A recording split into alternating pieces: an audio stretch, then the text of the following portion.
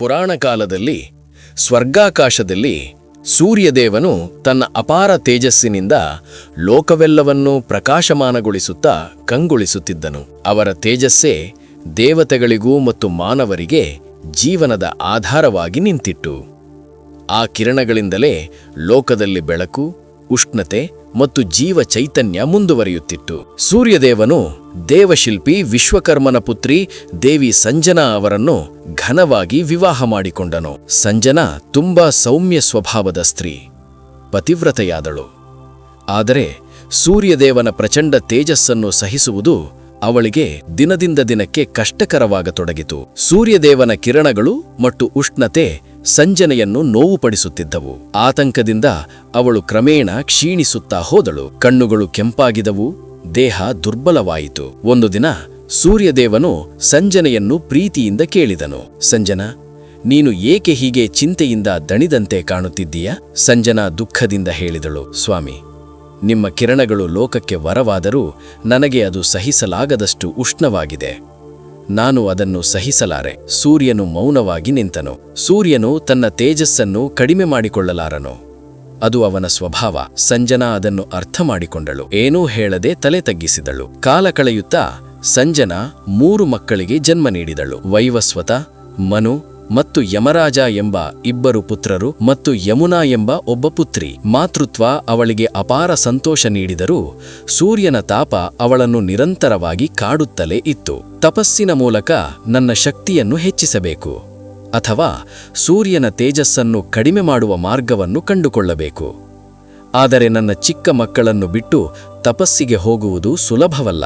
ಅವಳು ಒಂದು ನಿರ್ಧಾರಕ್ಕೆ ಬಂದಳು. ಅದೇ ಕ್ಷಣದಲ್ಲಿ ಸಂಜನ ದೇಹದಿಂದ ನೆರಳಿನ ರೂಪದಲ್ಲಿ ಒಂದು ಸ್ತ್ರೀ ಪ್ರತ್ಯಕ್ಷವಾಯಿತು. ಅವಳ ರೂಪ, ಮುಖ, ಭಂಗಿ ಎಲ್ಲವೂ ಸಂಜನನಂತೆಯೇ ಇದ್ದವು. ಸಂಜನಾ ಆ ನೆರಳನ್ನು ಪ್ರೀತಿಯಿಂದ ನೋಡಿದಳು. ತನ್ನ ಪ್ರತಿರೂಪದಂತೆಯೇ ಇದ್ದ ಆ ರೂಪದಲ್ಲಿ ತಾನೇ ಕಾಣಿಸುತ್ತಿದ್ದಳು. ಇಂದಿನಿಂದ ನಿನ್ನ ಹೆಸರು ಛಾಯಾ.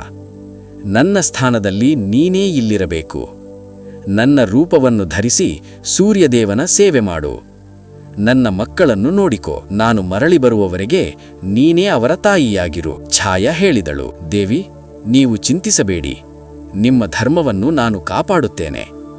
ಒಂದು ವೇಳೆ ದೊಡ್ಡ ವಿಪತ್ತು ಬಂದರೆ ನನ್ನನ್ನು ಸ್ಮರಿಸಿ. ನಾನು ತಕ್ಷಣ ಬರುತ್ತೇನೆ.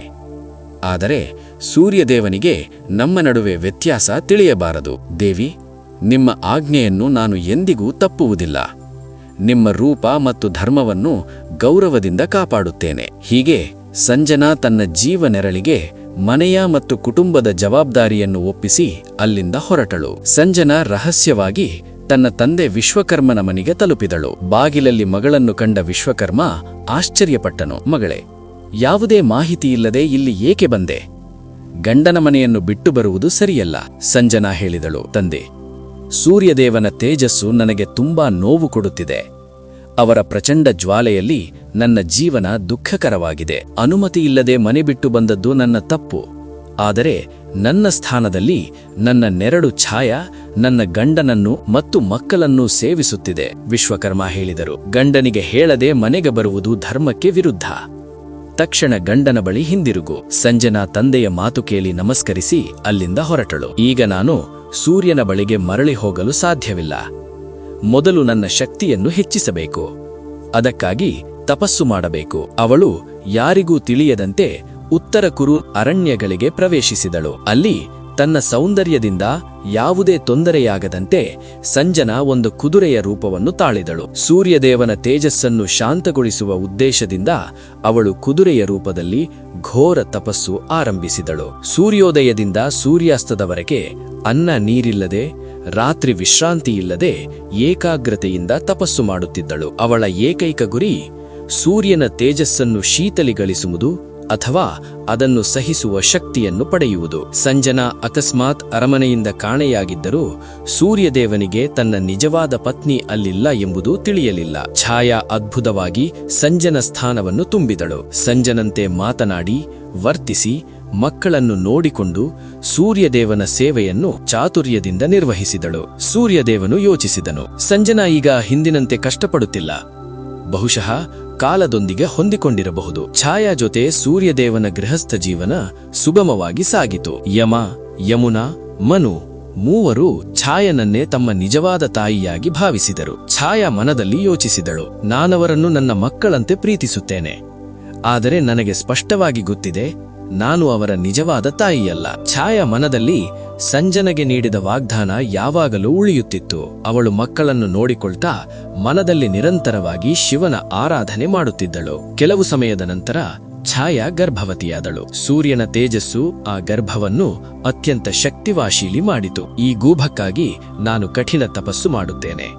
ಶಿವನ ಕೃಪೆ ಖಂಡಿತ ಸಿಗುತ್ತದೆ. ಗರ್ಭವತಿಯಾದರೂ ಛಾಯಾ ಕಠಿಣ ತಪಸ್ಸು ಮಾಡಿದಳು. ಸೂರ್ಯನ ಮೊದಲ ಕಿರಣದೊಂದಿಗೆ ಎದ್ದು ಶಿವನ ಧ್ಯಾನ ಮಾಡುತ್ತಿದ್ದಳು. ಸೂರ್ಯನ ಕಠಿಣ ಕಿರಣಗಳು ದೇಹಕ್ಕೆ ಬಿದ್ದರೂ ಅವುಗಳನ್ನು ಲೆಕ್ಕಿಸದೆ ನಿಂತಳು. ಬರಿಗಾಲಿನ ನೆಲದ ಮೇಲೆ ನಿಂತು ನಾಮಸ್ಮರಣೆಯಲ್ಲಿ ಲೀನಲಾದಳು. ಛಾಯಾ ಮಾಡಿದ ಅಚಂಚಲ ತಪಸ್ಸು ಅವಳ ಗರ್ಭದ ಮೇಲೆ ಪರಿಣಾಮ ಬೀರಿತು. ಸೂರ್ಯನ ಕಿರಣಗಳು ಗರ್ಭದಲ್ಲಿದ್ದ ಶಿಶುವಿನ ಮೇಲೆ ನೇರವಾಗಿ ಬಿದ್ದವು. ತಪಸ್ಸಿನ ಉಷ್ಣತೆ ಮತ್ತು ಸೂರ್ಯನ ತಾಪ ಸೇರಿ ಶಿಶುವಿನ ವರ್ಣ ಕಪ್ಪಾಗಿ ಬದಲಾಯಿತು. ಆದರೆ ಅದನ್ನು ತಿಳಿಯದ ಛಾಯಾ ಶಿಶುವಿನ ರಕ್ಷಣೆಗೆ ಶಿವನನ್ನು ನಿರಂತರವಾಗಿ ಪ್ರಾರ್ಥಿಸುತ್ತಿದ್ದಳು. ಛಾಯಾ ಒಬ್ಬ ಪುತ್ರನಿಗೆ ಜನ್ಮ ನೀಡಿದಳು. ಶಿಶು ಹುಟ್ಟಿದ ತಕ್ಷಣ ಜೋರಾಗಿ ಅತ್ತು. ಈ ಶಿಶು ಸಾಮಾನ್ಯವಲ್ಲ. ಅವನ ದೇಹ ಸಂಪೂರ್ಣ ಕಪ್ಪಾಗಿತ್ತು. ಕಣ್ಣುಗಳು ತೀಕ್ಷ್ಣವಾಗಿದ್ದವು.